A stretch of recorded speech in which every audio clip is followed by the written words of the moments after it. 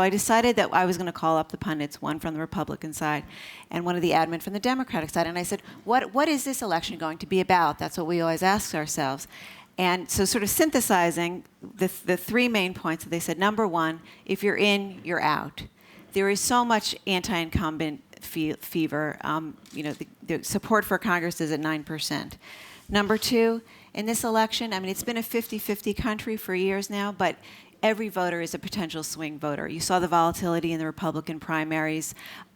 Independents are the fastest growing bloc in our country. And there's even talk of a third-party candidate on the election in every state on the ballots. The third thing is, when voters open the door and they look at the candidate, they want to see somebody who can fix things. It's the year of the problem solver, is how they describe it.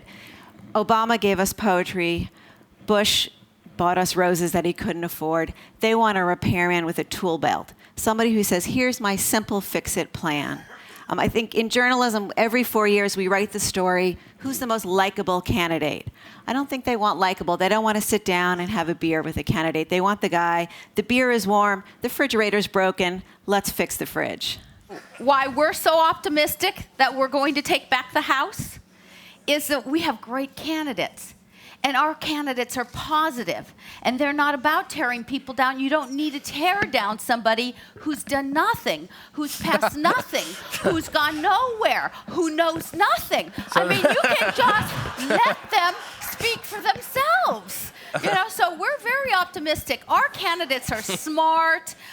They're some of the former members who are very substantive on the issues. They're doctors. They're former astronauts. I mean, we're very optimistic that we will have the House back. This is not really even a debatable proposition, but to give you. And the proposition is this. I mean, the Congresswoman is suggesting Democrats are smart, Republicans are stupid. Now, that's a high level of discourse here, of course. And we wonder why we have problems. But to suggest, of course, that the negativity is all Republican, and I'll give you, some of you may remember, at least those of you who have spent time watching the television in the States, when Congressman Paul Ryan tried to address the issue of entitlement reform, which, setting aside philosophical views, you can make the mathematical case it must be done.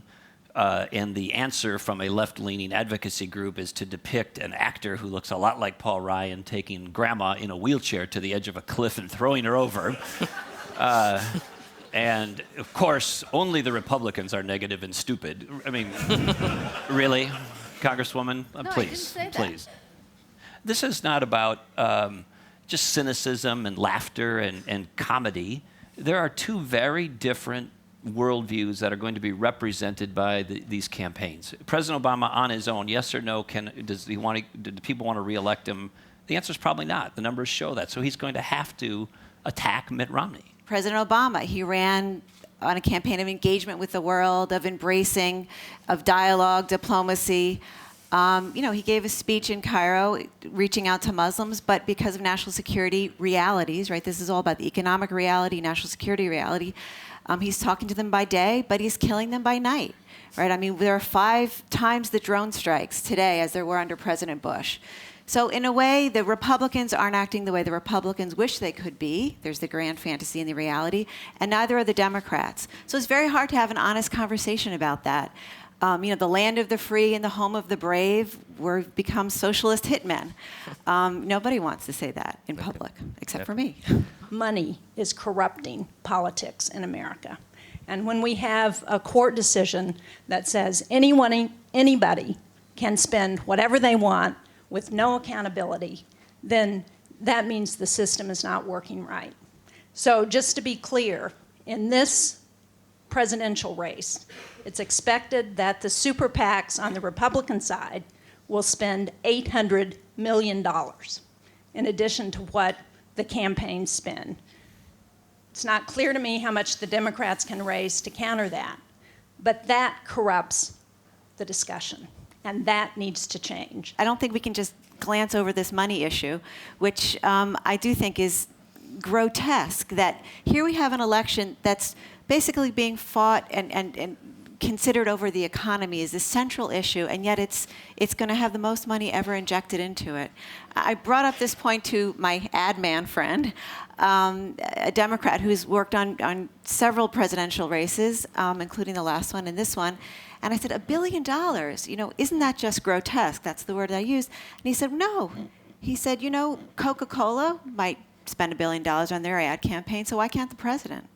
You could debate it, but the fact of the matter is the United States Supreme Court has said that using money, yours or someone else's, is an expression of free speech that's protected by the United States Constitution. Okay. And so it used to be that businesses couldn't, unions could, individuals couldn't if you were poor, but you could if you were rich. And there's been all these attempts to try to limit campaign finance in some form or another, and almost every one of them has flopped, because every time they've tried to limit it over here, it just bulges out over here like Jell-O. You push it here, it bulges out over there. So this notion that you're going to ultimately contain this through government regulation, oversight, suppression of speech and spending is like chasing the wind, and probably foolish and unconstitutional. Okay. So we can bemoan it and pretend that that's somehow going to be addressed and change in the near and intermediate term. The truth of the matter is it's not. And by the way, it's First Amendment free speech. So let's just get on with the real debate. That's a red herring.